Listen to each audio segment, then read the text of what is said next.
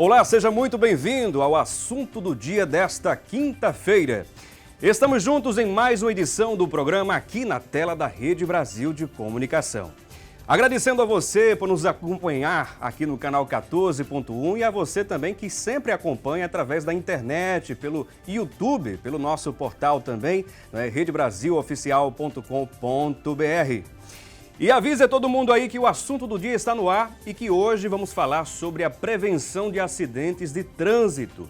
E para nos ajudar melhor a entender esse tema, vamos conversar com o Márcio Santana, ele que é especialista em trânsito e transportes. Também estamos contando com a presença do Stefan Araújo, ele que é agente e instrutor de trânsito do Detran de Pernambuco. E antes de iniciar o nosso bate-papo de hoje, a gente lembra a você que todos os dias ocorrem acidentes, tanto em ruas, estradas, isso em todo o Brasil, desde situações mais simples até as mais graves. Alguns são, infelizmente, fatais. Apesar das mortes terem reduzido de 2010 a 2016, isso segundo dados divulgados em 2018, ainda foram registrados mais de 37 mil óbitos em 2016. A correria da rotina, a pressa, a desatenção também e a imprudência tendem a gerar imprevistos que podem até ocasionar a morte de uma pessoa. Então, o que fazer nessa hora? Primeiro, é preciso adotar a direção defensiva. A prática é recomendada para todos os motoristas com o propósito de evitar os acidentes derivados de falhas humanas. E temos uma enquete para você participar hoje aqui no programa. Você pode ligar e interagir conosco. A pergunta é a seguinte: você acredita que as leis de trânsito deveriam ser mais rígidas para reduzir o número de acidentes? Você acredita que as leis de trânsito deveriam ser mais rígidas para reduzir o número de acidentes? Você liga para a gente e deixa a sua resposta, a sua opinião, que é muito importante para a gente. 0 Operadora 81 3424 1547 ou 3424 1977. Além também de você enviar sua mensagem lá na postagem do nosso Facebook. Já está postado lá a arte de hoje com o tema de hoje, facebook.com/assunto do dia. facebook.com/assunto do dia. Ou pode mandar sua mensagem para o nosso WhatsApp. Atenção, anote o nosso número do WhatsApp. 0 Operadora 81 99209 4819. 99209 4819. E vamos cumprimentar aqui os nossos convidados, né? Agradecendo aqui a presença do Stefan Araújo, né? Que é agente e instrutor de trânsito do Detran. Seja bem-vindo, bom dia. Obrigado, Felipe. É sempre um prazer estar aqui para a gente conversar, discutir sobre trânsito. Também agradecendo ao Márcio Santana, que é especialista em trânsito. Seja muito bem-vindo, bom dia. Bom dia, Felipe. Também uma grande satisfação de estar aqui mais uma vez, aqui com vocês, para falar de assuntos tão importantes do dia a dia, né? Que interessa a toda a nossa população. Perfeito, perfeito. A gente trouxe aqui alguns dados importantes sobre esse retrospecto de acidentes que envolvem, né, inúmeras vítimas em todo o país, nas estradas brasileiras. E quais os fatores que, digamos assim, são predominantes na maioria desses acidentes que ocorrem nas estradas? Pode falar, Stefan. O Brasil, ele faz parte desde 2010 de um tratado para que se consiga reverter e sair para melhor, né, diminuir o número de acidentes e a prevenção, diminuição de mortes. Está difícil de conseguir essa meta, porque vários fatores influenciam nesse trânsito louco que mata mais do que uma guerra. Você vê aí a imprudência dos condutores, as vias em péssimo estado, carros com manutenção falha, faltando equipamentos obrigatórios, com pneus lisos. Então, são uma série de fatores que contribuem para que esse número de acidentes seja sempre grande, embora houve essa diminuição, mas o número de mortes ainda é muito grande, muito recorrente, coisa que podia ser evitada com a simples melhora na própria conduta, uma atenção maior dos órgãos responsáveis pela conservação das vias, a fabricação dos automóveis mais seguros, mais fortes, com a tecnologia melhor. São um conjunto de fatores que vai prevalecer para que essa diminuição seja alcançada. Então quer dizer que a imprudência é o principal fator que desencadeia o número de acidentes, que não são poucos os números são altíssimos, não é? Eu queria ouvir aqui também o Márcio falar a respeito. Justamente. É um conjunto de fatores, como o Stefano falou, né? Então, a imprudência, né? As habilidades dos condutores em dirigir os veículos, né? Porque ele tem que saber dirigir o veículo, ele tem que também entender das normas de circulação, que existe é um conjunto, né? Dirigir e circular. Então, é um conjunto. Muitos condutores não desenvolvem essas habilidades. Eu acho que ainda se faz uma educação, ok? De trânsito é importante para isso, como o Stefano falou, legislação, via, educação, tem que ser um trabalho constante, que deve começar lá atrás, nas escolas, né? Orientando já as crianças e os jovens justamente desde berço, né? Que é um processo. A educação é uma coisa contínua, se constrói. Né? Não é só imposições, né? Que vai fazer com que, né, os condutores, né? Ou seja, todos os componentes do trânsito, pedestres, condutores de veículos automotores, condutores de veículos, né, não automotores, como pedestres, né, veículos de trações humanas, ciclistas. Né? Então, todo mundo tem que realmente conhecer da circulação e conduzir seus veículos.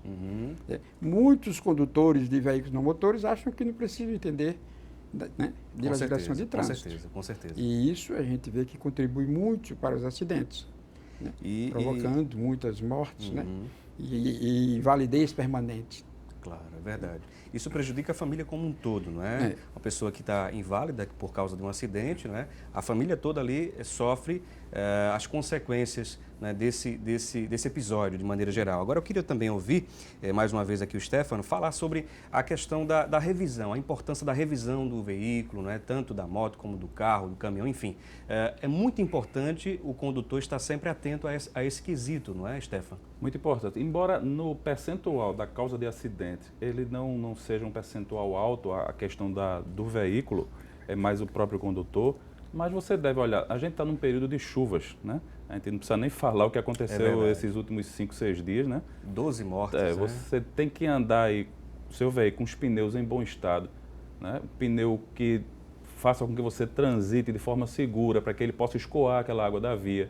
Os limpadores, pouca gente presta atenção, né, no estado dos limpadores, aí só lembra dos limpadores na hora que precisa. Na hora da chuva, principalmente. Você está num congestionamento, você está à noite e o limpador não está limpando nada. A regulagem dos faróis, o sistema de iluminação, né, toda essa manutenção, você que é proprietário de veículo, você tem que prestar muita atenção nesses quesitos. Porque na hora que você entra ali, está o mundo todo passando por você. Né? O referencial é você, mas todo mundo está passando por você. Então, a sua imprudência ali, a sua falha na questão de não olhar os equipamentos obrigatórios do veículo e não manter o seu veículo em boas condições, vai provocar um acidente que não vai só apenas prejudicar você, mas toda uma coletividade. Como você falou, a questão do acidente, a gente, se chegar no setor de trauma do Hospital da Restauração, a gente vai ver que 70%, mais de 70% dos leitos do setor de trauma estão ocupados por condutores de motocicletas. Pessoas que estão na idade de produzir, de contribuir, né, para o sistema, que é geralmente entre 18 e os 33, 34 anos, né, aquela fase ali de contribuição, de trabalhar, que muitas vezes perde a vida, o Estado vai ter que ficar pagando uma pensão para a viúva, para a família, onde era no Estado. Invalidez, como o Márcio falou, invalidez permanente, o cara tem as pernas amputadas, às vezes, o braço amputado. Né? E ali vai, em vez de produzir para toda a coletividade, para todo o país, ele vai passar a gastar, né? Vai tirar do Estado. A gente vai trabalhar para sustentá-lo. Né? Infelizmente, tudo isso é um conjunto de fatores que vai prejudicar todo mundo, não é só ele que está prejudicado. Talvez ele seja o mais prejudicado, mas... É sem cadeia, não é? Um efeito cadeia, é um efeito dominó. Exatamente. Agora, Carlos, ainda falando sobre a questão do aspecto de educar, né? Educar as pessoas com relação ao trânsito de âmbito mais geral, né? Um âmbito mais geral. Desde o berço, né, até a mais tenra idade, né? Porque daí vai se passar o conhecimento do mais velho para quem está começando agora. Mas ainda falando sobre essas práticas de educação, Márcio, o que é que pode ser feito? Campanhas educativas já estão sendo feitas por diferentes órgãos, né? Até ONGs, enfim, que se preocupam com esse aspecto de acidentes no trânsito. Mas o que pode ser feito no aspecto de educar? Justamente. As campanhas que são obrigadas do Código Nacional de Trânsito, né? Que os órgãos responsáveis Denatran e têm que tantos fazer outros. Senatran, né? Que é o Sistema Nacional de Trânsito, né? Campanhas, né? Pelo menos anualmente, fazerem campanhas de educação e nas próprias escolas, né? Os professores, eles serem capacitados para repassarem e orientarem as crianças, né? As crianças até jovens, né? Que chegam na idade de tirar a sua habilitação. Com isso, vai o quê? Vai dar uma condição melhor de conhecimento, né, de circulação e dirigibilidade de veículos no trânsito e contribuindo, né, para a redução e para a prevenção de acidentes do trânsito. A educação, ela é importantíssima, que está lá no artigo, capítulo 6, não é? No capítulo 5, né? 6. A educação para o trânsito. Educação para o 6, capítulo 5, que é do cidadão, né? Então, é educação, né? Você circula por aí, né? Você vai no seu veículo, daqui a pouco, se está um coletivo na sua frente, um cidadão está lá, toma água mineral e joga água, a garrafa vazia na via pública. Na via pública. Aquilo dali pode provocar um acidente. Isso daí é falta de educação, falta de conscientização. Você vem conduzindo seu veículo, você pode ser surpreendido por um objeto e tirar a atenção do trânsito e provocar uma colisão. Esse acidente pode ser fatal ou não. Agora, uma coisa importante que me veio à mente aqui, uma certa oportunidade, nós tivemos aqui no Assunto do Dia debatendo sobre esse assunto também, isso há uns 4 ou 5 anos atrás, mais ou menos, se eu não me falha a memória. E nós falávamos sobre a crescente de acidentes envolvendo motociclistas, né? Ainda após tantas campanhas e digamos assim, campanhas educativas de modo geral para instruir os condutores a evitar acidentes e tudo mais, será que houve uma redução significativa, Stefan, na sua opinião? Significativa não, mas houve uma redução, porque as campanhas estão divulgadas nas mídias, tanto nas mídias televisivas, sociais, como pelo rádio, né? E o pessoal tem esse certo temor. Tradicionalmente se faz em maio, né, aquela questão do maio amarelo, para prevenção de acidentes. E o nosso diretor-presidente hoje, Dr. Roberto Fonteles, é um cara muito sensível a essa situação da prevenção. Então ele mandou o pessoal da nossa gerência estudar uma operação para que colocasse isso não apenas no mês de maio, mas em todo o ano. Então nós criamos, até coincidiu com o tema do programa, a operação chamada Operação Prevenção. O Detran tem um equipamento que é um veículo grande, um caminhão, que ele vai para os grandes polos. Nós tivemos no Carnaval, na Semana Santa, agora no São João. E onde tiver essas festas tradicionais, esses grandes polos com eventos, como o Circuito do Frio, está tendo agora em Garanhuns, esse caminhão vai para lá para fazer a questão da prevenção. E durante o dia fica o pessoal do administrativo trabalhando, aí faz ali renovação de CNH, questão de licenciamento de veículos, tudo é feito, sem precisar agendar, tudo nesse caminhão. E durante os eventos, ficam agentes de trânsito com etilômetro, com cadeirinhas, com equipamentos de EPI para motocicleta, porque quando aquele cidadão sai do evento, da festa, ele pode passar lá no caminhão, fica na saída dos eventos, e lá ele é convidado a escutar uma palestrazinha rápida de 1 minuto, falando sobre essa prevenção, sobre esses cuidados que ele está retornando para casa. Perfeito. E é oferecido para ele um teste de etilômetro, para que ele saiba a sua real situação, né? Na condução, se ele está direitinho, se ingeriu bebida alcoólica. Às vezes o cara está na festa, não, vou tomar 2 cervejinhas aqui, né? Para depois vai passar, na hora de eu voltar já estou bem. Então ali dá a oportunidade para ele que realize aquele teste. E na maioria das vezes ele vê que aquelas 2 cervejinhas não deixou ainda ele em condições de dirigir. Então ali ele tem a oportunidade de chamar um outro condutor, passar o veículo para algum colega que não bebeu. E essa operação prevenção está dando muito certo, né? Nós fizemos isso em Garanhuns e reduziu muito a questão de acidente lá nas festividades. E no São João de Caruaru, né? Foi notória a queda de acidentes nessa situação. Essa operação é uma operação muito boa que está sendo implantada aí pelo Detran durante todo o ano. Está surtindo efeito, não é?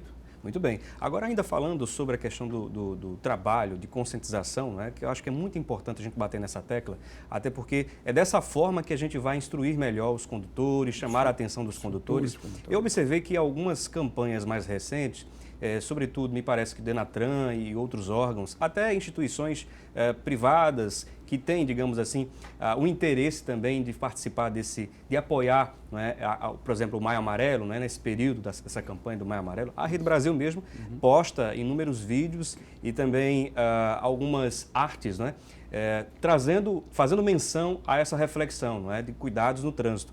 E tem se observado que está sendo um pouco mais agressivo para chamar mais atenção. Por exemplo, houve uma campanha, após aquele grande período, aquele boom de acidentes envolvendo motociclistas, que houve uma campanha bem agressiva mostrando de fato o que poderia acontecer com o condutor imprudente. Esse tipo de campanha, a conscientização de modo geral, é a chave para, digamos assim, conscientizar mais pessoas, né, Carlos? Qual a sua opinião? Com certeza, Felipe. Todo esse trabalho, né? Mas acho também muito importante o número de aulas para os futuros condutores. Né? Aumentar um pouquinho mais? Trabalhar mais, né? Vai de encontro, né?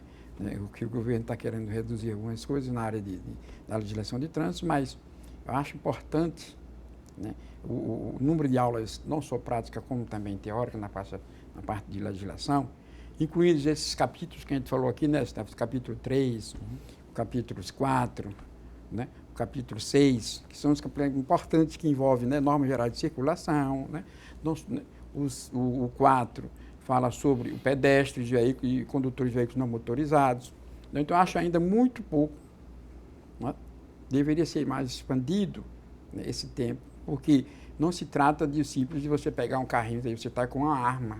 O carro ele pode se transformar numa arma, dependendo da forma que ele é conduzido, da forma que ele é dirigido. Né? E esse daí tem que ser essa conscientização também, né? E essa qualificação dos futuros condutores. Isso aí vai contribuir, como nós falamos no início. É um conjunto de fatores, né? É um somatório. Somatórios, né? Nós vamos ter lá o quê? Essa prevenção, né? Essa redução de acidentes no trânsito, que não se concebe, né? Um país, no Brasil já, né? No século XXI, e números de vítimas fatais, né? 37 mil, né? De mortes no trânsito. Número alto, né? Altíssimo. É quase uma guerra, não é? Os números aí assustam, né? 70% da hospedagem de trauma ortopédica nos hosptais estão voltados com acidente de trânsito. Isso aí é constatado. E desses 70%, infelizmente é verdade. E dessas hospedagem lá, 70% é com motocicleta. Uma outra coisa importante, agora deixando um pouquinho de lado as motocicletas, mas entrando agora com relação aos ciclistas, né? As bicicletas, né? A gente tem observado que nas grandes vias da cidade, de maneira geral, na região metropolitana e até mesmo em cidades do interior, existem ciclovias hoje, não é? Há um investimento nessa área, não é? É muito importante também orientar bem os ciclistas com relação a como se conduzir na cidade, nas vias, não é isso, Stefan? Isso, ele é um ente que faz parte do sistema, né? O sistema de trânsito, como o Márcio falou bem, vai do pedestre até o condutor da carreta. Né? Então, todo mundo entra ali. E, como você falou, ciclovia, mas na verdade a maior parte são ciclofaixas, porque tem uma diferenciaçãozinha que ciclofaixas e ciclovias, né? Diferenciação técnica. A ciclofaixa, qual seria a diferença? A ciclofaixa ele não tem aquela separação física, é mais aqueles tachões, é uma marcação. A ciclovia teria uma separação física mesmo. Separação de nível. Para separar mesmo o carro da bicicleta. Então são ciclofaixas e que o ciclista ele tem que obedecer ali a questão da mão de direção, da sinalização para fazer as conversões. Então, pessoal, tem que seguir as regras de trânsito, as normas, igual como se fosse qualquer veículo, mesmo sendo de propulsão humana. Como o Márcio bem falou, a questão da educação, infelizmente no Brasil, a educação, a cadeira trânsito, ela não é da grade curricular das escolas. Porque isso podia ser começado a ser implantado desde a criança com 10 anos, ali no 5º ano, até o 9º ano, porque ele teria ali 4 anos de noções. Porque quando ele chegasse para querer se habilitar futuramente, ele já saberia muita coisa de trânsito. Isso. O que ocorre, na verdade, é que o cidadão, às vezes, vai ver alguma coisa de legislação quando ele chega na autoescola. Exato. E como o Márcio falou, o número de aulas é limitado, né? E não tem condições de ele absorver todo aquele conteúdo programático de forma nenhuma. Uma vez só. Ele aprende o básico ali para passar no exame. E durante a vida tentar aprender ali na prática, né? Exatamente. São mais de 300 artigos com seus parágrafos, incisos, alíneos do Código de Trânsito. Imagina, mais de 700 resoluções. Quem é especialista em trânsito... resoluções, né? Imagino, não é, Carlos e Stefano, quem é especialista em trânsito, quem é advogado, não é? E se especializa na área de trânsito, tem que passar sempre ali para poder... Tem que estar estudando. Tem que estar sempre estudando, né? Como enfim, imagine a situação. Vamos agora a um breve intervalo, daqui a pouquinho a gente volta.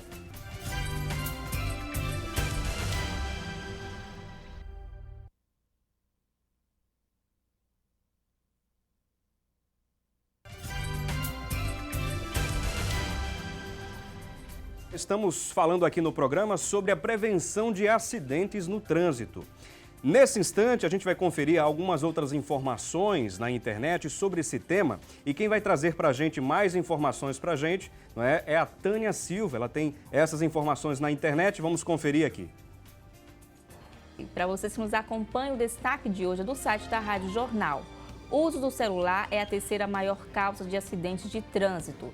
De acordo com informações da Associação Brasileira de Medicina de Tráfego, o uso do celular ao dirigir aparece no ranking como a terceira maior causa de acidentes de trânsito. Segundo a instituição, usar o aparelho celular no trânsito, o que para algumas pessoas é um ato inofensivo, aumenta em 400% as chances de acidentes, um número realmente muito expressivo. O instrutor e agente de trânsito do Detran Pernambuco, Stefan Araújo, ressalta que dirigir de forma segura exige total atenção do condutor e quando a pessoa usa o celular ou o volante, há uma perda no foco do trânsito, o que aumenta o risco de acontecer um acidente. Agora a gente volta ao estúdio. Muito obrigado, Tânia Silva, pelas informações. E de fato, as pessoas vivem meio que distraídas aí no trânsito. Usar o celular, isso aí distrai de fato e provoca uma série de acidentes. Nós estamos contando aqui com a presença dos nossos convidados, que podem até comentar um pouquinho mais. Não sei se o Márcio gostaria de comentar, ele que é especialista em trânsito, sobre essa questão do uso do celular durante o processo de direção. A pessoa dirigindo e vai ali, pega o celular para ver uma mensagem, mandar uma mensagem. Isso é muito perigoso, né? É muito perigoso, Felipe, né? A partir do momento em que você pega um celular, está ao volante, você tira toda a sua concentração do trânsito. Né? E a gente no trânsito tem que estar muito atento, né? Todas as suas movimentações, as sinalizações, né? As placas de advertência. Então, você pega um celular, você se desconcentra, né? E é questão de segundos, né? Pode justamente. Um celular fumante. Isso. Né? Os fumantes, né, que estão dirigindo, tudo isso desconcentra-se, né, e contribui, como a Tânia Silva falou, né, de forma muito substancial para os acidentes de trânsito. Né? Então, os condutores ele tem que estar consciente que naquele período que ele está dirigindo e circulando com veículos, né, ele não pode estar, né, fazendo outra atividade porque vai desconcentrar. Ah, quer fumar um cigarrinho? Para. Quer atender a um celular? Procura um local que possa, né, você parar, estacionar, faz a sua ligação, atende a sua ligação. Isso aí realmente contribui muito para as reduções de acidentes na via de rolamento. Eu não sei, Stefan, se você pode até nos trazer alguma informação, algum dado, alguma coisa nesse sentido, com relação aos acidentes a nível Brasil. Será que existem muitos casos relacionados às pessoas que se distraem no trânsito com relação ao uso do celular? Muito, né? É a terceira causa maior de acidente hoje. Porque em 97, quando o CTB foi publicado, o celular era um equipamento que apenas serviria para falar, quando pegava, né? Porque nós não tínhamos área de cobertura grande, os aparelhos eram caríssimos, né? Isso. As ligações também muito caras, pouca gente tinha acesso ao celular. Com a quebra do monopólio, a questão, né? Foram outras empresas entrando, isso foi barateando e quando entrou o smartphone, você tem um mundo nas suas mãos. Isso. Você tem os seus bancos ali, você tem suas redes sociais, você tem tudo ali no celular. Então, tua vida está ali no celular.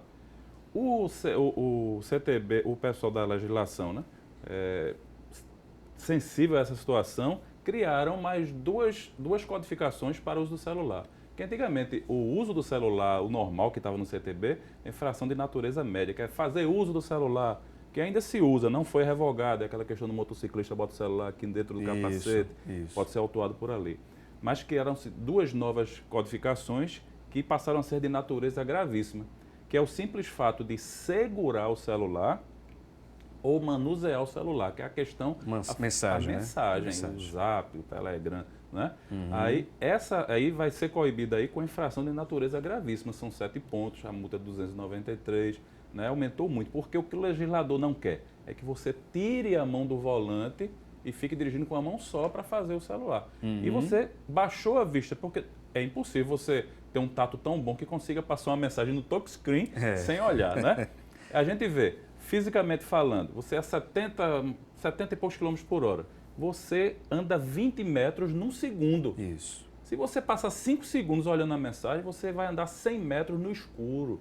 totalmente no escuro. Pode passar ali uma criança, Atropela pode passar uma criança. Um veículo à frente, um veículo à frente, parar, colocar uma colisão praticamente traseira. também, né? Agora há pouco, eu acho que um mês atrás, o cara passou varado no sinal vermelho, atropelou e levou a óbito uma cadeirante, né? Vocês lembram disso? Lembro-se. Com certeza que ele estava olhando para o celular. Eu não posso afirmar 100% porque eu não estava lá. Mas uma coisa é certa, Mas ele estava distraído com alguma coisa. Estava distraído porque o trânsito estava todo parado, todo mundo parado no sinal, todo mundo já estava atravessando a faixa e ele do jeito que vinha passou. Não estava sobre efeito de bebida alcoólica, efeito, né? Mas que infelizmente, né? Infelizmente. Temos nesse instante uma matéria que a gente vai exibir, né? Falando ainda sobre essa questão do trânsito, uma matéria muito importante. Vamos conferir nesse instante com a Joyce Fernanda. O projeto de lei 2994 de 2019 é de autoria de um deputado do Partido Verde do Distrito Federal e prevê a inclusão do artigo no Código Brasileiro de Trânsito e que o Instituto Brasileiro de Geografia e Estatística, o IBGE, estipule as faixas de renda. Por mais que eu entenda que o projeto de lei ele é bem intencionado, mas acredito que ele não prospere na tramitação. Este especialista em trânsito analisou a ideia e encontrou alguns pontos que poderiam interferir na aprovação do projeto. Por conta de duas questões principais. A primeira é o princípio da isonomia, é um princípio constitucional que fala que todos são iguais perante a lei. A outra questão é que, pelo projeto de lei, os órgãos de trânsito vão ter acesso às declarações de renda das pessoas. E aí nós incorremos em outro problema, que é a quebra do sigilo fiscal. Então, todos os órgãos e consequentemente, os servidores do órgão vão ter acesso à declaração de renda de todas as pessoas, porque esse banco de dados ele é imenso, então todo proprietário de veículo, em tese, teria o seu sigilo fiscal violado. Até que o projeto vire lei e entre em vigor, algumas etapas precisam ser cumpridas. Ele vai estar guardando a relatoria na Comissão de Viação e Transportes e depois do parecer, que eu acredito que na própria comissão, que é uma comissão de fato integrada por deputados que tratam a matéria trânsito, talvez nesta própria comissão ele trave, mas caso ele passe, vai a plenário. E aí, no plenário, certamente, com a discussão mais aprofundada, eu acredito que o projeto não passe. Muito bem, ouvimos aí, portanto, a matéria com a Joyce Fernanda, trazendo, inclusive, essa reflexão importante para os dias atuais com relação aos acidentes no trânsito de maneira geral. E vamos continuar aqui a nossa conversa com os nossos convidados e já temos a nossa enquete desde o bloco anterior, você pode participar conosco. A enquete vem com a seguinte pergunta para você participar. A pergunta é, você acredita que as leis de trânsito deveriam ser mais rígidas para reduzir o número de acidentes? Você acredita sim ou não? Você liga para a gente participando aí pelo 3424-1547, 3424-1547 ou 3424-1977. São as nossas linhas interativas que já estão a seu dispor para você ligar para a gente e participar da nossa enquete. Além, é claro, de mandar a sua mensagem para o nosso WhatsApp. Anote aí, 99209-4819. Está passando aí no rodapé do seu vídeo para que você possa mandar a sua mensagem. Ouvimos, portanto, o Carlos, que é especialista em trânsito na matéria, falando a respeito desse assunto. Qual a opinião de vocês com relação a isso? Carlão falou muito bem aí, ele sempre muito competente nas suas opiniões, é um estudioso do trânsito. E eu acho que, como eu tenho a mesma opinião que ele, eu acho que isso não passa quando chegar nas votações, nas comissões, onde tem o pessoal, os especialistas. É difícil passar? Difícil porque, como ele falou, vai quebrar o sigilo do pessoal, né? É uma coisa que ninguém quer ter seu sigilo fiscal, bancário quebrado e faltar a isonomia. Porque eu vou pagar menos do que um colega que ganha mais, vai pagar mais e fica uma coisa desproporcional, né? Eu ouvi também aqui o Márcio comentar a respeito. Não tem muito nexo, Você ser penalizado, por uma infração de trânsito em função da sua renda, da sua condição econômica. Eu acho que também, concordo com o Steph, não vai passar lá pelas comissões especiais. Que insere uma série de fatores, de privacidade, seu sigilo bancário, seu sigilo fiscal, as suas rendas. Então, acho que, infelizmente, é um projeto que não vai ter muita sustentação. Muita sustentação, não, e não deverá passar na Câmara. Muito bem. Agora, trazendo um outro ponto importante aqui para o nosso debate, falando sobre as infrações de modo geral, não é? Já que foi comentado aqui na matéria, não é? Um dos pontos cruciais aí da matéria foi a questão das infrações, estudando projetos com relação a isso. Mas quais as principais infrações, Stefan? As mais cometidas no trânsito diariamente? Celular, né? É campeão. Infelizmente, cinto de segurança. Cinto de segurança. Cinto de segurança, Após né? tantas campanhas, exaustivas O campanhas. pessoal ainda Com pensa certeza. que o cinto do banco traseiro não é obrigatório. Mas é obrigatório. É para usar na estrada. Aham. A gente participou em 2010, lá em Brasília, lá no Denatran, de uma palestra de um engenheiro especialista em trânsito chamado Marcos Romaro. O cara é muito bom. Ele passou vários vídeos, inclusive ele é consultor da General Motors, da Ford.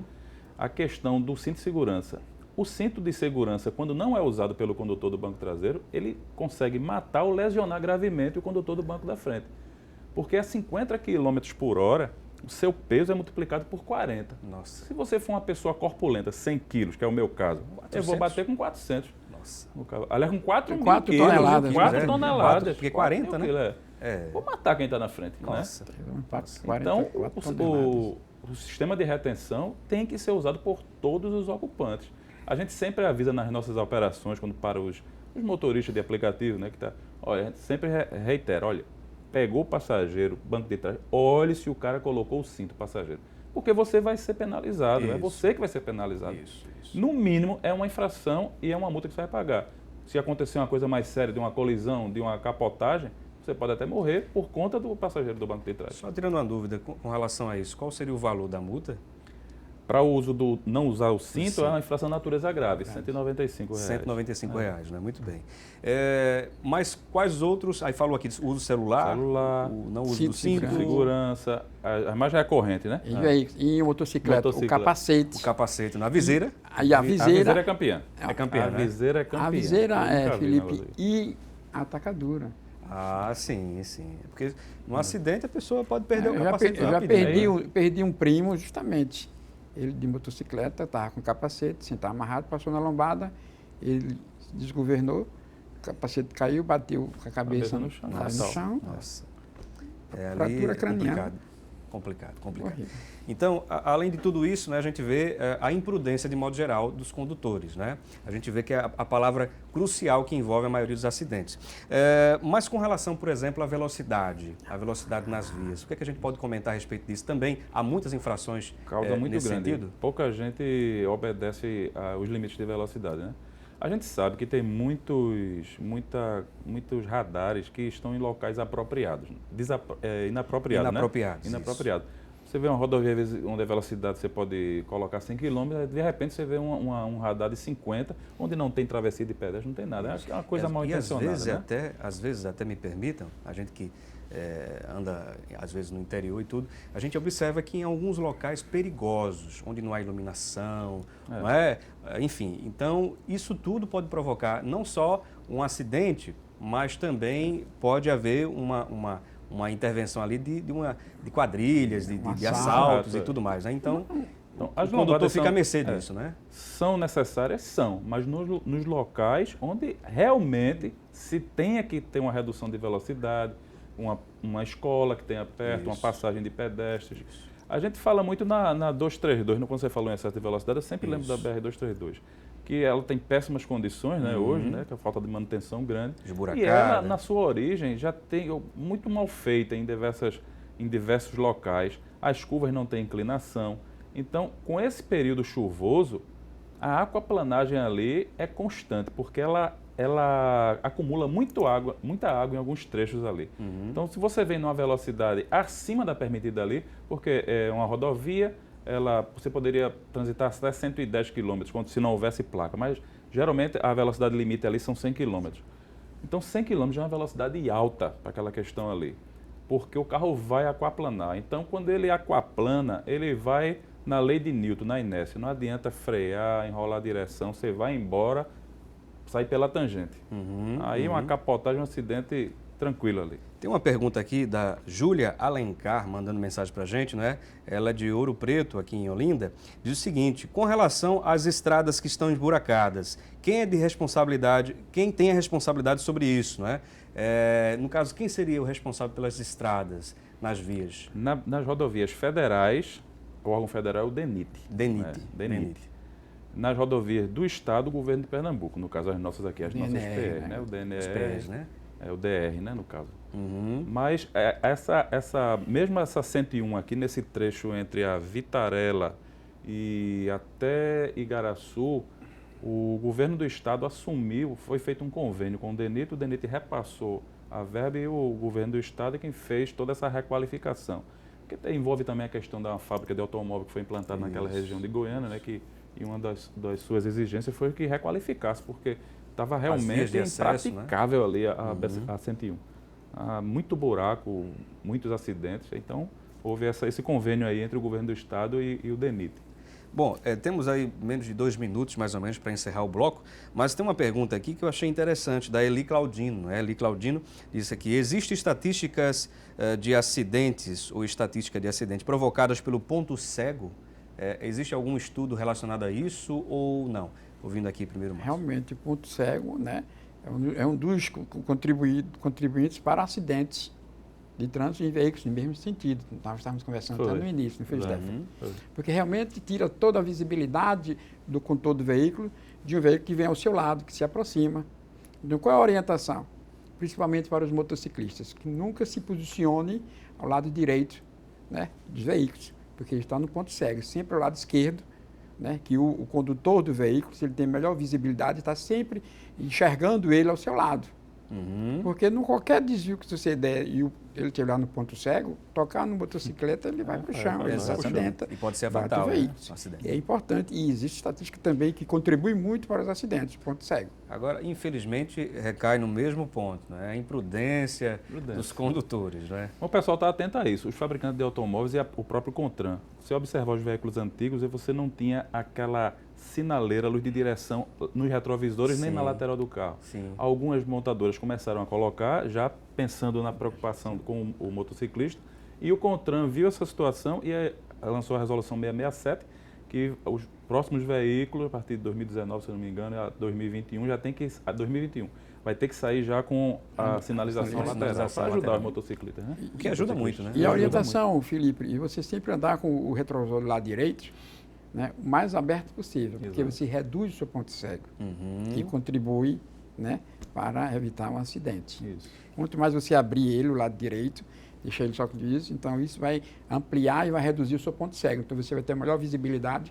do veículo que está ao seu lado, na sua lateral direita. Já aproveitando o gancho, né, algumas pessoas que colocam, por exemplo, aquele espelho menorzinho, acoplado ali ao retrovisor, que, digamos assim, ajuda um pouco mais. Não sei se é côncavo ou convexo. Ele amplia, né, a área de visão, né? Ajuda, não é? Fazer o que geralmente o Márcio falou aqui, que é para ampliar mesmo esse campo, né? Mas não pegou muito, você vê que infelizmente as pessoas algumas não pessoas têm, conscientes, né? Algumas pessoas fazem. Não, tem veículos de autocargas, normalmente tem carretos justamente, né, aquele retrovisor mais abaixo que ele amplia toda a visibilidade, né, e reduz o ponto cego. Muito bem. Agora falando ainda, tem um tempinho ainda, falando das cadeirinhas, né, das crianças, é imprescindível o uso também, né, ou não, Stefano? Com certeza. Inclusive, a gente estava comentando, foi Márcio, um projeto de lei do nosso presidente que, embora sempre tenha a boa intenção, ele não quer onerar a população, mas foi uma pisada na bola, porque a preocupação com a criança tem que ser sempre. Então, essa questão de você não autuar, mas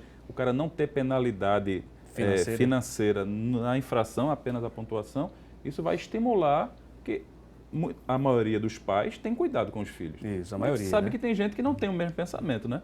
Então, o cara tem que sentir no bolso, porque... E o brasileiro só sente para quando você tem que proteger a criança. A criança, entre 0 até os 7 anos e meio, não tem nem consolidada a sua estrutura física, né? Exato. Muito vulnerável. As articulações, precisa de um transporte, de um sistema de condução, de transporte, segura, né? bem seguro, para que ela seja protegida ali em caso de um acidente, de uma frenagem. Não precisa nem um acidente, uma frenagem para um bebê é um trauma grande. Perfeito, em coluna perfeito. e tudo. Bom, vamos a um breve intervalo. Daqui a pouquinho a gente volta a conversar sobre esse tema que é muito vasto, né? Tem muitos pontos importantes e você pode participar conosco, né? Vai passar aí no rodapé do seu vídeo as formas de você estabelecer contato através do nosso WhatsApp, né? Pelo 99209-4819. É o nosso número do WhatsApp para você mandar aquela mensagem, aquela dúvida sobre o tema de hoje. Daqui a pouquinho a gente volta.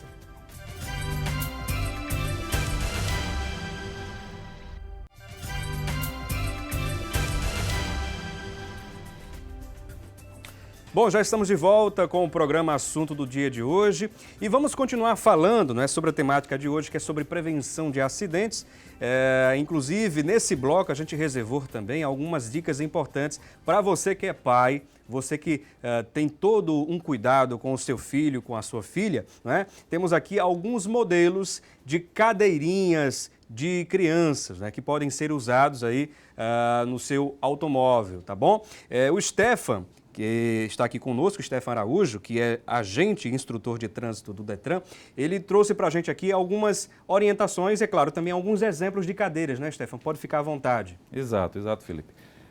O transporte da criança sempre tem que ser feito de uma forma bastante criteriosa, bastante segura, né?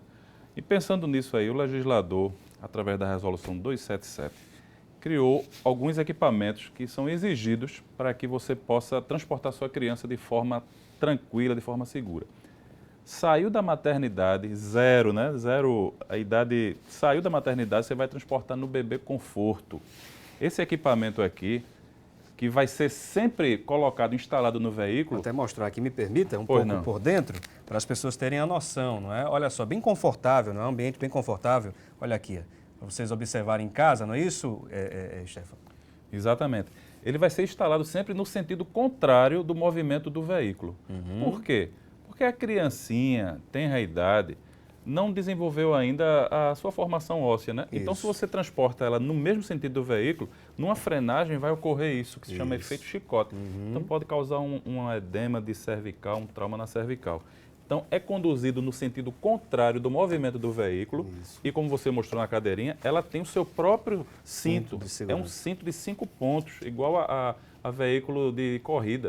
Então, a criança vai ser confortavelmente instalada no bebê conforto e o bebê conforto vai ser afixado no cinto do veículo, cinto de 3 pontos sempre, senão ele não dá uma boa fixação, não vai poder transportar. Perfeito. Nos veículos mais modernos, você vai ter o sistema Isofix.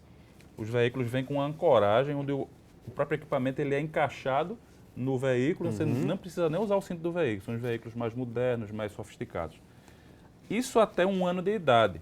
A legislação fala em idade. Já os equipamentos são construídos visando-se a altura e o peso da criança. Certo. Então, se a criança, às vezes, já completou 1 ano, mas ela é pequenininha, continue no bebê conforto.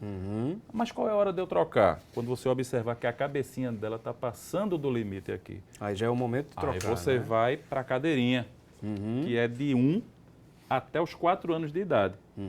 Que também vai ser afixada no cinto do veículo, mas dessa vez no mesmo sentido do movimento do veículo, que também vai ter os cintos de 5 pontos, onde a criança vai ficar confortavelmente instalada. Se o veículo for moderno, ela tem o Isofix, algumas cadeiras já vêm com Isofix. Né? Fica atrás da cadeira. Então, precisa que o veículo venha com esse sistema de ancoragem para você encaixar a cadeirinha. Cadeirinha, a criança bem colocada, não apertada, mas também não folgada, para não deixar muita folga, né? Confortavelmente, ela vai transitar aqui pela legislação até os 4 anos de idade. Mas volta àquele critério. Se a cabecinha ainda está muito abaixo aqui, a criança está confortável, deixe na cadeirinha. Passou disso, aí você vai para o último equipamento. Aqui a gente tem um exemplo de uma cadeirinha que também é centro de elevação. Ela está com esse encosto aqui, mas esse encosto ele sai, né? E ela fica só como assento de elevação. Então você vai usar só essa parte de baixo aqui para a criança, usando o cinto do próprio veículo. É só para dar altura para que esse cinto passe no local adequado, que é a clavícula da criança. Aí muitas pessoas perguntam, eu tenho 4 filhos e todos os 4 precisam de equipamento, o que é que eu faço?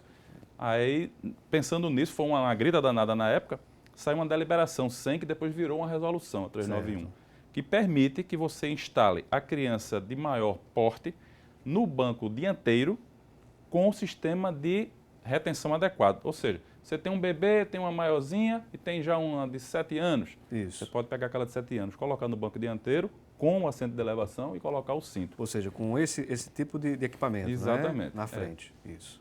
Ou mesmo, se o seu veículo, infelizmente no Brasil ainda tem muito veículo com cinto de 2 pontos. Se a criança que tem entre 4 e 7 anos e meio, se já tem os dois lados usando o equipamento de segurança, ou o veículo só tem cinto de 2 pontos, ela pode transitar nesse assento com um cinto de 2 pontos. A criança entre 4 e 7 anos e meio. Se o veículo for apenas dotado com aquele cinto. Entendo. Ou só de banco único, como aquelas picapes antigas. Perfeito, perfeito. Vou pedir aqui também, né, vou apresentar aqui também um outro convidado que veio aqui, juntamente com o Stefan, né, acompanhando o Ivano Ferro, né, que esse vai servir como modelo, né? Hoje vai ser modelo, né, Stefan? Vai ser Exato, modelo aqui com relação ao motociclista, os equipamentos, os EPIs, chamados equipamentos de proteção individual, que ele deve utilizar quando estiver conduzindo uma moto, não é isso, Stefan? Exato. Para o motociclista comum, o motociclista civil que não está enquadrado na legislação de motofrete ou mototaxista, o que é que se exige? Exige o capacete de segurança, como o Ivano está mostrando aqui. Esse é um capacete com queixeira basculante, né? Que é aceito pelo CONTRAN.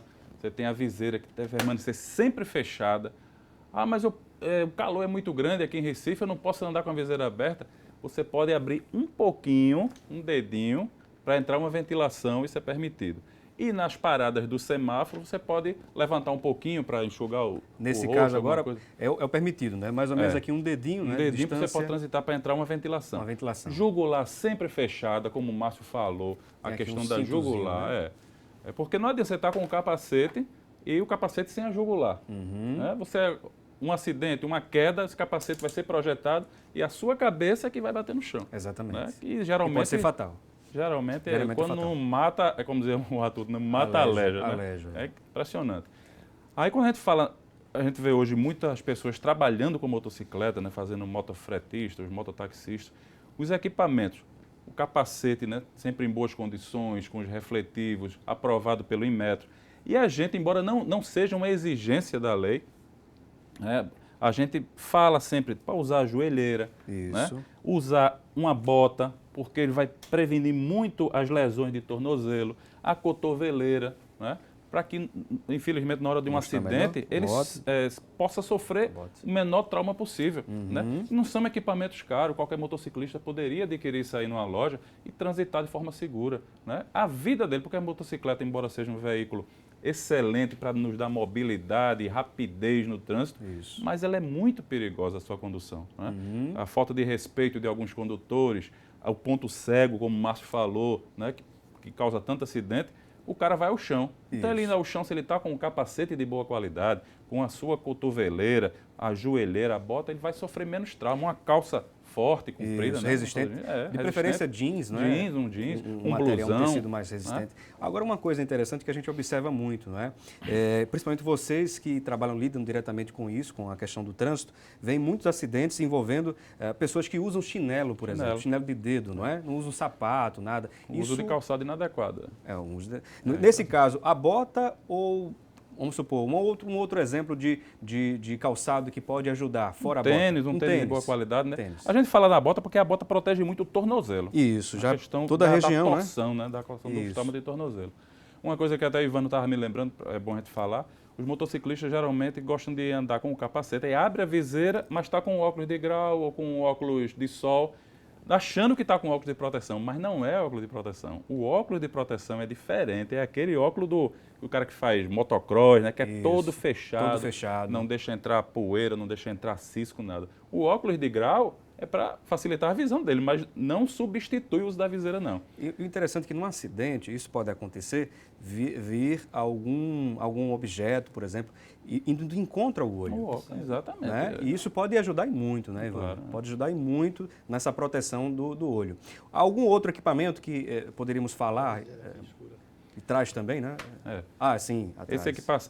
Esse capacete, ele tem esse sistema dessa viseira, fumê, né? E a gente Esse é bem mais completo, né? Esse capacete é bem mais completo, né? Boa qualidade. A gente lembrando sempre que a viseira fumê apenas no período diurno, né? À noite, né? Tem que ser padrão cristal. Não pode, pode colocar nenhuma película na viseira. nada. E mesmo com a viseira tem que estar com a queixeira fechada. Com a A queixeira queixeira fechada. Bem sim. lembrou aqui o Ivano, Exato. né? Fechada. Uma questão que você falou, um equipamento de segurança, que não é obrigatório para o motociclista comum, apenas para o motofrentista e o mototaxista, é a antena corta-pipa. Bem lembrado. Aqui em bem lembrado. Pernambuco, a gente tem vários exemplos aí de condutores que tiveram seu pescoço quase que...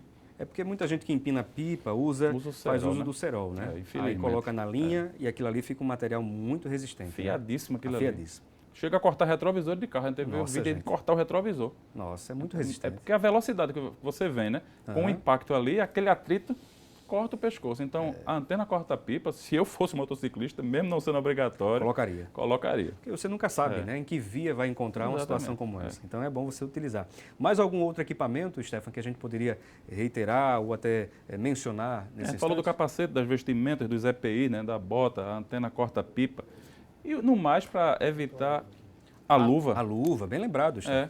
A luva, Bem que lembrado aqui, é Ivano. na questão de uma queda, você não vai querer cair com o rosto no chão, você vai sempre Parar, se né? apoiar, né? Se apoiar em algum lugar, né? Isso. Aí muitas luvas têm os dedinhos de fora, né? Aquela vai complicar. Nesse caso, o dedinho de fora, digamos assim, é bem orientado ou não? Então, com certeza, eu sou vítima justamente de cair de moto, está sem luva. Uhum. Prejudicou, né? Prejudiquei. Prejudicou. Bem lembrado. A moto não tinha mata-cachorro, né? Estava sem mata-cachorro. Quando eu entrei na empresa de 6 horas da manhã, não foi? Escorreguei na areia, fui fazer a volta, segurei no guidão. Segurei no guidão, estava sem luva, isso aqui tem essa cicatriz. Prejudicou, né? Prejudicou. Agora, uma outra coisa também, eu já vi condutores de moto utilizando alguma coisa ligada à coluna. Aquilo ali é permitido, é obrigatório? O pessoal que faz trilha usa muito aquilo ali. Não é obrigatório. Não é obrigatório. Mas é um equipamento também de proteção. Que ajuda bastante. Que ajuda bastante. Qual o nome mesmo daquele equipamento? Sabe Coloca o na nome coluna. daquele, Sabe o nome, Ivan? O pessoal do motociclista começa que faz É um protetor de lombar, né? Lombar. Não sei se ajudaria também numa possível... né? Que vem e já vem com a proteção atrás. Já vem com a proteção atrás, né? Um colete, uma espécie de colete, O né? pessoal estava até mostrando em alguns programas de veículo aquela questão do airbag para moto, né? Que ela é ligada à moto, se você é projetado, ele infla, né? Ele infla toda a sua região. Para amortecer aqui. um pouco você cai. a queda. O pessoal do Detran de Brasília, os batedores, eles usam esse equipamento. Eles fizeram até demonstração para a gente lá. Também os casacos de pessoal do batalhão. Olha, ele está lembrando aqui, o Ivan está lembrando bem aqui, os casacos do batalhão do Exército, não é? Utilizam, né, Ivan? Do batalhão do Exército daqui de Pernambuco. De Pernambuco. O casaco deles já vem com essa proteção de coluna. Perfeito. Que ajuda bastante. Ajuda bastante. Dos batedores, né, da PE. Batedores da PE, não é? Toda a proteção é muito bem-vinda, né? Toda a proteção é bem-vinda. Você vai ver o cara dia de domingo na praia, né? Só de sunga, sandália, transitando uma motocicleta. Eu imagino uma queda naquele asfalto quente. Imagina, terrível. Vou pedir licença aqui rapidamente aos nossos convidados, né? Foi um prazer aqui, né, contar com a presença do Ivano Ferro, né? Exemplificando aqui os equipamentos de proteção individual, os EPIs. Vamos a um breve intervalo e daqui a pouquinho a gente volta.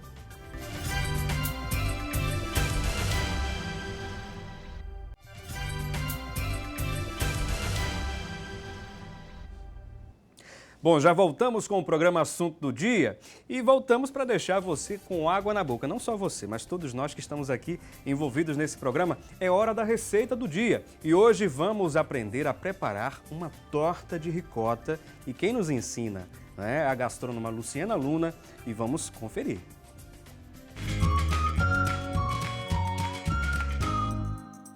Oi, gente, tudo bem com vocês? Hoje eu vou mostrar como fazer uma torta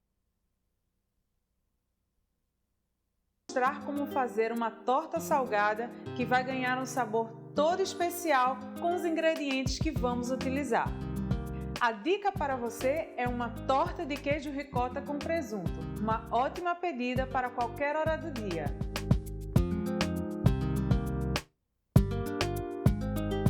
Para a receita de hoje você vai precisar de 2 xícaras de ricota, 1 xícara de leite, meia colher de chá de sal, 3 ovos, meia colher de chá de pimenta do reino, meia cebola picada, 1 dente de alho, 2 colheres de sopa de azeite, meia colher de chá de fermento, 100 gramas de presunto e manjericão a gosto. O primeiro passo da nossa receita é colocar no liquidificador todos os ingredientes, exceto o presunto e o manjericão.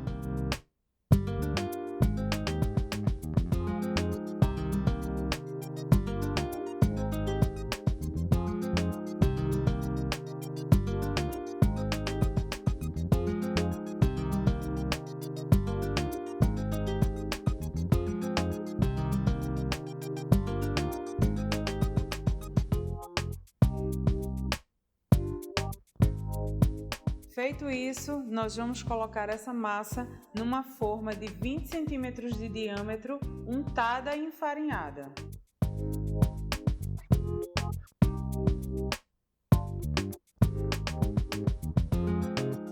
E por fim, nós vamos acrescentar o presunto e o manjericão.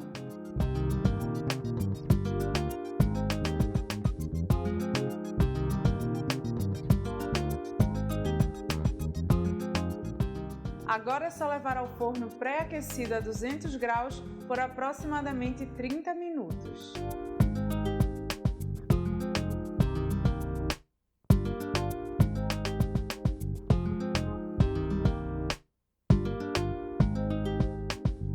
A torta já está pronta, agora nós vamos retirá-la do forno.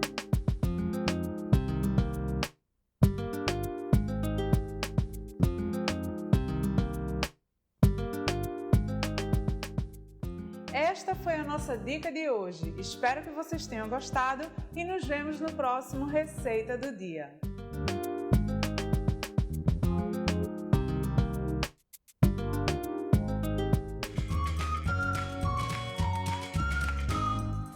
Ah, que delícia! Fiquei com água na boca também, não só eu, mas todos os que estão aqui envolvidos no programa. E tem mais coisa boa chegando. Nesse instante, vamos às oportunidades de emprego disponíveis para hoje. Já pegue papel, caneta para anotar as oportunidades. Vamos conferir.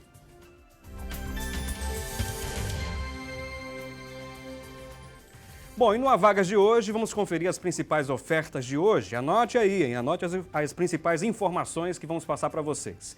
Há 2 vagas para encarregado de supermercado. E os principais requisitos: ensino médio completo, experiência de 6 meses e o salário é de R$ 1.235,92. Vamos à próxima tela com mais informações. Uma vaga para auxiliar de pessoa, é estágio, hein? Ensino superior incompleto, experiência não é exigida e o salário a combinar. A próxima tela a gente vai conferir mais oferta, né? Mais uma oferta. São 7 vagas para vendedor interno, 7 vagas para vendedor interno e os principais requisitos: ensino médio completo, experiência de 6 meses e o salário é de R$ 1.250. E se você ficou, porventura, interessado nas ofertas, é só você ir ao Sistema Público de Emprego, Trabalho e Renda, que fica localizado na Avenida Rio Branco, no número 155. E o telefone para você anotar é o 3355 2900. 0 operadora 81 3355 2900. Portanto, boa sorte para você. E vamos continuar aqui a nossa conversa de hoje falando, não é, sobre as prevenções ou a prevenção de acidentes no trânsito. Hoje contando com a presença do Márcio Santana, ele que é especialista em trânsito, e também estamos contando com a presença do Stefan Araújo, ele que é agente e instrutor de trânsito do Detran de Pernambuco. Ainda falando, não é, sobre a questão da prevenção de modo geral, há um quesito fundamental que acredito eu que é um dos principais motivadores de acidentes no trânsito, que é a questão da bebida alcoólica. Eu queria que o Stefan pudesse comentar a respeito, né, sobre os dados, as informações que você tem para a gente. Quando o Código de Trânsito foi publicado, ele já tinha a previsão, né, da situação de ingerir bebida alcoólica e pegar a direção. Porém, não tinha sido nada homologado ainda, nem equipamento, nem tinha... A legislação ainda não decidiu, não tinha decidido ainda como iria fazer essa infração, né, que a gente ia coibir essa infração. Em 19 de junho de 2008, o presidente sancionou a Lei 11.705, que foi a primeira a questão da alcoolemia, que ainda tinha até uma tolerância maior. Era 0,10, que traduzindo no equipamento, 0,14 miligramas de álcool por litro de ar expelido. Depois... viu que ainda o pessoal ainda estava insistindo e tinham algumas incoerências na própria resolução. Aí foi publicada uma nova resolução, que aí o limite caiu para 0, que no equipamento dá 0,04, que é a margem de tolerância. Deixa eu mostrar aqui, só para que as pessoas possam entender. Né? O Stefan está mostrando aqui. Aqui é o etilômetro, é isso? É. Etilômetro, é o nome do equipamento, né? Que é conhecido popularmente como bafômetro. O bafômetro, bafômetro, não é? Popularizou como bafômetro. Então esse equipamento, ele digamos assim, identifica se a pessoa tem algum, no caso, no sopro, né? Se tem algum teor alcoólico, é isso? Isso, ele vai medir a concentração de álcool na corrente sanguínea através do sopro, né? Porque existia, antigamente, falava-se muito do exame de sangue. Né? O exame de sangue seriam 6 decigramas de álcool por litro de sangue. Deixa eu mostrar aqui na câmera para as pessoas. Aí o equivalente será o etilômetro. Quando o etilômetro marcar 0,30, que seria 0,34 miligramas de álcool por litro de ar expelido, vai ser o equivalente aos 6 decigramas, o que aí já causa o crime de trânsito. Perfeito, perfeito. Aí no caso penalidade. Aqui, só para a gente entender melhor como é que funciona o aparelho, não é? Pedir aqui uma demonstração. Vamos pedir uma demonstração ao Stefan, não é? Aqui, quando você para numa fiscalização de trânsito, seja das nossas operações do Detran ou a própria Lei Seca, você é convidado a realizar o teste, você tem essa piteira aqui, que é descartável, né? Isso é uso único aqui, não se repete. Então a gente vai abrir. São vários equipamentos que a gente trabalha. Esse é um equipamento chamado álcool teste, álcool senso, aliás. Tá? Temos o álcool teste, temos o BAF 300. Esse é o equipamento mais usado, a PRF também usa esse. Então ele vai fazer toda a introdução aqui, vai fazer um teste em branco, zerado, ele da temperatura, do local, da data, da hora, porque tudo isso vai ficar registrado naquele teste, para saber que aquele teste foi você que fez. Tem inclusive uma verificação, um selo de verificação aqui ao lado, ele né? tem que ser aferido pelo Inmetro, todo ano, tem que estar no prazo de validade, senão a infração, se for feita através do etilômetro e esse equipamento não tiver na validade, a infração não tem valor. Então aqui quando ele pede teste, você vai soprar de forma normal, né? Então vou fazer só uma demonstração aqui. Soprou, ele vai fazer essa medição. Vai fazer análise, vai fazer a análise do meu sopro aqui, 0,00. Quer dizer, eu não ingeri nenhuma bebida alcoólica. Estou apto a conduzir o veículo. Se caso desse 0,01, por exemplo? Também poderia passar, porque todo equipamento metrológico ele tem uma margem de tolerância. No caso do etilômetro, é de 0,04 miligramas, que é a margem de tolerância. Então, até 0,04 você está liberado sem nenhuma infração, sem nenhuma sanção. A partir do 0,05 até o 0,33, você vai ser autuado por dirigir sob a influência de álcool, com a infração de natureza gravíssima multiplicada por 10, a multa de quase R$3.000, né, R$2.937 e alguns centavos. E você vai ter além dessa penalidade de multa, a medida administrativa de recolhimento do seu documento de habilitação por 48 horas. E depois você poderá ser penalizado pela suspensão do direito de dirigir por um ano. Um ano. Se você reincidir na mesma infração num prazo de 12 meses, essa infração dobra. Em vez de quase R$3.000, vai ser quase R$6.000. Aí você pode ter a sua CNH, se ela já está suspensa, ela pode ser cassada. Aí você tem que fazer todo o processo novamente. Agora, é claro que vamos agora ampliar mais a discussão, não é? A gente falou aqui do equipamento utilizado, não é? Nesse processo de fiscalização, como está a questão do trânsito, do condutor e tudo mais, mas, por exemplo, que num caso de um acidente, eu queria ouvir aqui o Márcio falar, refletir um pouco mais, num caso de um acidente, né, envolvendo aí, por exemplo, uma pessoa alcoolizada no trânsito, né, o condutor alcoolizado. Nesse caso, o que é que a lei está prevendo com relação à punição desse condutor? Como o Stefan falou, né? Numa colisão, ele tem considerado que ele está com teor alcoólico acima do permitido, né? Ele vai ser penalizado, né? Com multa, até 10 vezes. Né? Aí tem a retenção do veículo. Retenção do veículo. Medida administrativa, né? Se o veículo só sai ou com o condutor que esteja em condições de, né, conduzir o veículo, se não tiver, até a medida administrativa, reboque. Se não apresentar nenhum condutor, vai ser rebocado. Né? Certo. Então, isso, e aí a lei deve ser justamente mais rigorosa. Acho que ainda precisa fazer mais ainda uma aprimoração nessa lei. O senhor acredita que deveria haver um melhoramento nessa lei, ser mais rigorosa? Mais rigorosa no que diz respeito, como diz o brasileiro, né? Pesar mais no bolso. Uhum. Né? Então, mexer na questão do valor da multa. O brasileiro ainda ele só realmente entende, né, e aceita as coisas quando ele sente o peso no bolso.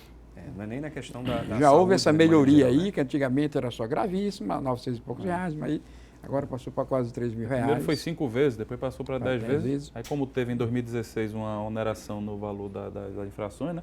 Aí ela passou para quase 3 mil reais. 3 mil reais. Agora, uma coisa, a gente estava até comentando, né, a gente comentou rapidamente, mas o etilômetro ele só identifica se a pessoa está alcoolizada, não é isso? Mas, por exemplo, quando a pessoa faz uso de drogas, o etilômetro não tem como identificar, ou tem? Não tem. Esse equipamento, embora ele identifique até o uso da maconha, mas isso não está ainda homologado pelo Denatran e não foi criada nenhuma resolução. Está em teste já, um equipamento, já estão chamando de drogômetro, né, que ele faz através da saliva, com tipo um cotonete, mas que isso ainda está em estudo, está fazendo teste para poder esse equipamento ir para a rua.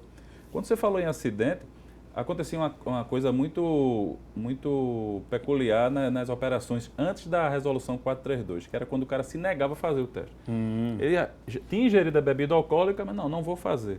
E nós trabalhamos na rua, né, como a gente tentava verificar algum sinal do consumo de álcool. Mas às vezes o cara bebe, mas não demonstra sinal. Evitava falar, então você não tinha o que fazer. O legislador sensível a isso, quando mudou a resolução, a 432, depois entrou em vigor a Lei 13.281, em 2016, que criou uma nova codificação, é a 75790. Ou seja, mesmo que você não tenha sinal nenhum, mas não quero fazer o teste, você vai ser autuado, apenas pela recusa. Então, pela recusa já está identificando que a pessoa utilizou, né, fez uso de bebida ele alcoólica. se negou né? E o agente pode dar sua opinião em relação ao estado físico. Agora né? isso, observando, né? Aí vai ser tudo no campo administrativo, né? Entendo. A mesma infração, a medida administrativa de recolhimento, como o Márcio falou aqui, tem que providenciar um condutor habilitado, né, para levar o veículo. Tudo isso no campo administrativo. Se ele não apresentar nenhum sinal, assim, ou apenas um sinal, porque tem que ser um conjunto de sinais para identificar que está embriagado. Por que a turma fazia? Muitas vezes chegava, tinha vários sinais, né? O cara estava com odor de álcool, os olhos vermelhos, dificuldade no equilíbrio, e dizia, não vou fazer o teste, não queria criar prova, né? Vamos dizer. Mas essa lei 13281 possibilitou que você, junto com a resolução 432, que você possa identificar a embriaguez sem o uso do etilômetro. Só pela observação. Aí você vai ter que preencher um termo de constatação de sinais, né? Geralmente você não trabalha só na rua, você pega 2 testemunhas, que são seus colegas que estão trabalhando ali, ou o policial que está com você, para testemunhar. Você pode usar prova testemunhal como filmagem no celular, fotografia, né? Áudios, tudo isso vai ser levado em conta. Não vou fazer o teste, o cara está totalmente embriagado. Ele vai ser autuado por crime de trânsito ao chegar na delegacia de polícia. No caso, se ele resistir, pelo fato de estar embriagado, né, perde um pouco a noção. Ele resistir, por exemplo, ou até mesmo partir para agressão de algum modo. Aí entra na esfera penal, né, Márcio? Aí é o por isso que a desacato. fiscalização sempre está acompanhada Polícia, com um né? policial, né, porque o DETRAN não tem o poder de polícia de agir, então sempre com um policial.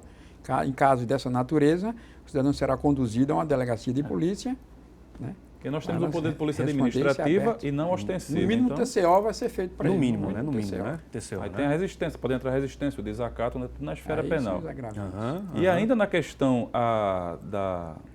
das penalidades na alcoolemia, a questão do acidente com vítima que sofreu lesão corporal de natureza grave ou veio a óbito. Você lembra aquele caso que houve ali Perto de casa que morreu a família todinha morreu lá. a moça, Foi a na babá. Agamenon, não? Não, ali no final do estado do Arraial. Isso. Estrada Arraial, cruzamento. É, Início cruzamento. da Estrada Arraial com... outra rua ali, eu esqueci o nome ali, que morreu. Ele vitimou a família, não na é? esquina Triste, né? daquela Caso Rosa triste, Araújo uma cena ali. triste. Aí depois daquilo ali, vários acidentes que ocorreram, onde ficava praticamente sem punição. Isso. O pessoal queria colocar para homicídio doloso, né? Mas ninguém sai de casa com a intenção de matar ninguém ao volante, né? Não, dolo eventual, mas não pegou isso aí. Qual foi a única alternativa? Não, continua como homicídio culposo, mas aumentaram a pena. Entendo. Então, se na resultado de um acidente de trânsito, vítima fatal ou com lesão corporal de natureza grave, e aquele condutor tivesse sobre Efeito de efeito de álcool, Então, a pena passou de 5 a 8 anos sem direito à fiança. Não paga mais a fiança na delegacia. Ele vai para a audiência de custódia e lá o juiz vai decidir a vida dele. Muito bem. Agora, há uma dúvida muito frequente, né? Sobretudo de modo geral, as pessoas estão perguntando, né? Entrando em contato conosco, perguntando a respeito do enxaguante bucal que leva álcool, né? Por exemplo, isso aí pode, esse equipamento pode identificar? Identifica. Por isso a gente pergunta, o cidadão se usou alguma substância com álcool, ele diz, eu usei o enxaguante, né? Aí, há quanto tempo? Aí, agora mesmo. Então, o senhor vai aguardar aqui 15 minutos, porque o efeito dele é no máximo 15 minutos. Se for o enxaguante, após 15 minutos vai dar zero. E alguns até utilizam esse subterfúgio, né, para poder dizer assim, não, eu usei enxaguante bucal, mas bebeu. Né? Nesse caso, por isso que pede para esperar, aconteceu, né? também, caso de a gente fazer o teste, por exemplo... Porque brasileiro é muito criativo, infelizmente usa para o mal, né, a criatividade, né? No carnaval aconteceu a situação, a gente pegou o cidadão, quando ele fez o teste deu 0,35, já crime de trânsito, né? Aí foi um Listerine que eu usei agora. Então, cidadão, aguarde aí 15 minutos, vamos fazer um reteste no senhor. Após 15 minutos, quando ele fez, deu 0,38, aumentou. Realmente, Nossa, é o tempinho que ele ficou esperando. Exatamente. Muito bem. Ainda temos um tempinho ainda aqui no programa Assunto do Dia. Estamos falando, não é, sobre a questão de prevenção de acidentes no trânsito e temos uma enquete para você participar. A enquete vem com a seguinte pergunta. Você acredita que as leis de trânsito deveriam ser mais rígidas para reduzir o número de acidentes? Essa foi a nossa pergunta. E a produção está nos informando que já responderam aí, já tem um resultado da nossa enquete. A pergunta, mais uma vez, vou repetir, você acredita que as leis de trânsito deveriam ser mais rígidas para reduzir o número de acidentes? Olha, 71% das pessoas que ligaram, participaram da nossa enquete, disseram que sim, deveriam ser mais rígidas. As leis de trânsito deveriam ser mais rígidas para reduzir o número de acidentes. E 29% das pessoas que ligaram disseram que não. Daí a resposta da nossa enquete de hoje. E nós queremos agradecer aqui a presença dos nossos convidados, Infelizmente o tempo foi embora, a conversa foi muito boa, muito esclarecedora. Eu quero agradecer aqui primeiramente ao Márcio Santana, ele que é especialista em trânsito, pode deixar inclusive as considerações finais. Sempre, Felipe, mais uma satisfação, estarmos aqui sobre um assunto tão importante. Agradecer pelo convite de vocês, agradecer também a todos os telespectadores que deram audiência ao nosso programa de um tema tão relevante, de interesse de todos. Muito bem, muito obrigado, Márcio. Também agradecendo aqui ao Stefan Araújo, ele que é agente e instrutor de trânsito do Detran de Pernambuco. Foi um grande prazer também recebê-lo. A gente agradece por estar aqui mais uma vez, nesse tema que é sempre tão recorrente e tão importante para a vida de todos, né? Verdade. Reiterando o compromisso do Detran com essa operação prevenção, que tira muito aquela imagem de que os órgãos de trânsito são apenas arrecadadores de multa, né? A preocupação é grande com a prevenção, pois isso vai proporcionar a vida, a melhora de vida e a satisfação de todos, né? A gente agradece aqui e o Detran está sempre à disposição para cooperar, para participar, trazendo aqui as experiências, as informações pertinentes ao tema. Muito obrigado também ao Stefan, ao Márcio, um bom dia para vocês e um bom dia para você também que esteve acompanhando o Assunto do Dia aqui na Rede Brasil de Comunicação e lembre-se sempre, debater o conhecimento é de suma importância. Um abração para você e até a próxima.